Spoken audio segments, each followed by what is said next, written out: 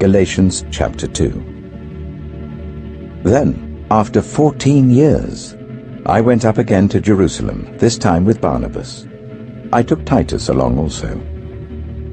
I went in response to a revelation, and meeting privately with those esteemed as leaders, I presented to them the gospel that I preach among the Gentiles. I wanted to be sure I was not running, and had not been running, my race in vain. Yet not even Titus, who was with me, was compelled to be circumcised, even though he was a Greek.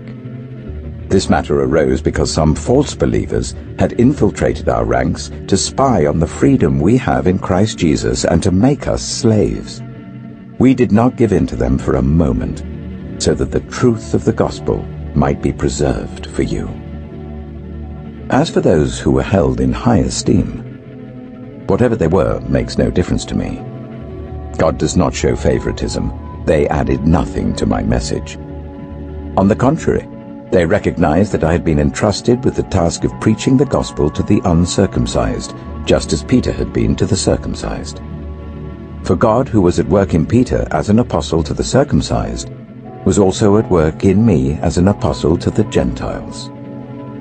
James, Cephas, and John, those esteemed as pillars, gave me and Barnabas the right hand of fellowship when they recognized the grace given to me. They agreed that we should go to the Gentiles, and they to the circumcised. All they asked was that we should continue to remember the poor, the very thing I had been eager to do all along.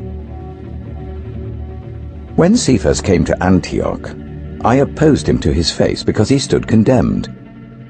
For before certain men came from James, he used to eat with the Gentiles. But when they arrived, he began to draw back and separate himself from the Gentiles because he was afraid of those who belonged to the circumcision group. The other Jews joined him in his hypocrisy, so that by their hypocrisy even Barnabas was led astray.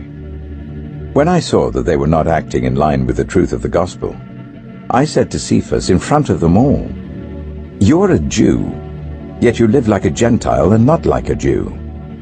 How is it then that you force Gentiles to follow Jewish customs? We who are Jews by birth, and not sinful Gentiles, know that a person is not justified by the works of the law, but by faith in Jesus Christ. So we too have put our faith in Christ Jesus, that we may be justified by faith in Christ, and not by the works of the law. Because by the works of the law, no one will be justified.